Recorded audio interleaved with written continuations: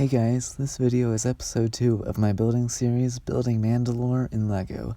Today I'm going to make a bunch of progress on the buildings and get some cool new parts to experiment with, so if you want to keep getting updated on how the progress on this MOC is going, don't forget to like and subscribe.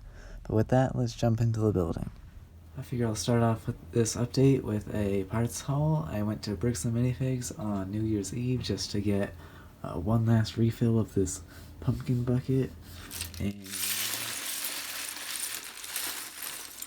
so they were doing a sale where bulk is 50% off, and this pumpkin bucket already saves me money, so I paid about $6.70 for 621 pieces, which rounds out to be about 1 cent per piece, which is about as good as it gets. And so yeah, I got lots of useful pieces there. Some pieces of interest that I found. This is a pretty uncommon piece. I found a few chrome pieces, well, it's metallic silver, but that's basically the same thing, so those are cool. This was only ever in one set like 10 years ago. This was, like one set in 2005. Same with this one. This one's only ever been in like 2 sets, so I thought I'd get that. This is just a new piece, so it's pretty useful. And then I found this little dagger sword thing that was cool, and then catapult.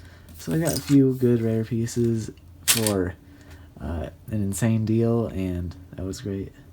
So narrowing things down to just the parts I need for Mandalore, of course there are lots of grays because you can never have enough grays. I also got some of these blues and sand green, because I don't want Mandalore to be one of those MOCs that's just gray. Even though Mandalore does have a lot of gray, I still want it to have a lot of color and just add some variety. So I got a bunch of these to hopefully make it look a lot nicer.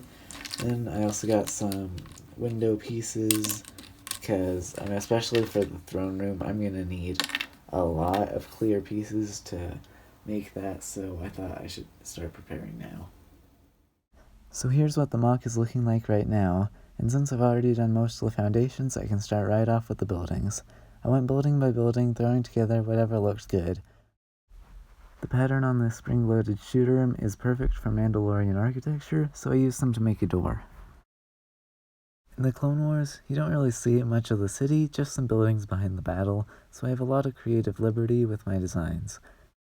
As long as I use lots of blue and gray and keep it somewhat boxy, I can do whatever I want.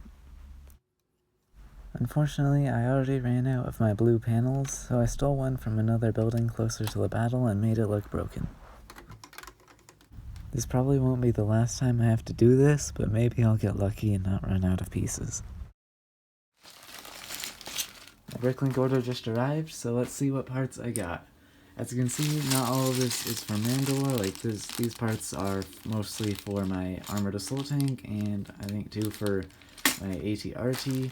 Got some black pieces I'm gonna need in my black castle I'm building. Some just miscellaneous pieces with useful tree parts, and maybe that's for a TIE fighter, and just cool stuff there. And then here we have the stuff that's for Mandalore. The orange piece is going to be for an explosion, which I think will look pretty cool. Just some useful plates and lots of window pieces, because we need lots of those. Some sand green and sand blue to add some extra detail. These are for the railings, hopefully I can finish up that. These are going to be super useful for cool window shapes. And I'm going to need lots of these for the throne room windows, which it's not for a while, but I need to start preparing now. And yeah, that's pretty much all of it. Hopefully those windows will be enough for the rest of the MOC, but I might still need to get creative. Anyway, I decided to finish the first building I started, which is the one on the corner. It's made up of mostly panels, which I made similar to the other one, but not exactly the same. I still haven't done much with the other colors I wanted to use in this MOC, like light blue, sand green, and gold. Hopefully in the next episode I can find a good use of those. With that in place, I started on the second floor.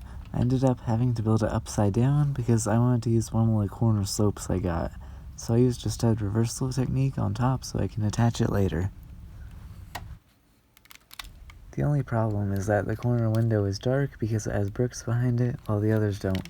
I'll have to remember to put something behind each window when I do all the supports for the throne room on top. I thought I'd put on a time-lapse and make a bunch of progress on the wall and the bridge, but then my pick-a-brick order arrived and put an end to that. Hopefully if I do a bit each episode, it'll be long enough by the time I finish everything else. I'm happy with the amount of progress I made this episode. Next time is probably just mostly going to be more buildings, but I'll try and use some new colors and techniques to make them interesting. Hopefully my custom Mandalorian Super Commandos arrive as well, so I can decide if I want to add an interior. With that new pick-a-brick order I mentioned, I'll also have a bunch of MOC reviews coming soon, so stay tuned for that. Anyway, that wraps up this video, and thanks for watching.